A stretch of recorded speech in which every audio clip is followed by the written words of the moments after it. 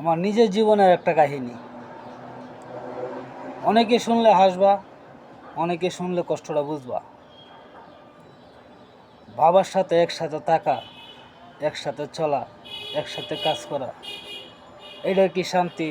যে বাবার সাথে থাকে সেই কিন্তু বুঝে। তোমরাও চেষ্টা করো বাবার সাথে থাকার জন্য, অনেক শান্তি পাইবা। আমার নাম হুমায়ুন, আমার বাড়ির ত্রিকোণা, 7 নং কাইলাডি ইউনিয়ন, গ্রাম ষোলপাই। আমার বাবার নাম ফরিদ মিয়া। আমরা দুই বাপ পুতে একসাথে একাধারে আজকে 13 বছর সবাই মিলে কাজ করি, একসাথে যাই, একসাথে আই, একসাথে বই একাই। তুই জানি না আমার বাবা না থাকলে আমার মনটা ভাঙ্গে যাবে ভাই, আমার মনটা ভাঙ্গে যাবে। আফসোস, বাবা থাকতেও শান্তি দিতে পারলাম না। দোয়া করবা যাতে বাবাকে একটু শান্তি দিতে পারি। সবাই ভালো থাকবে।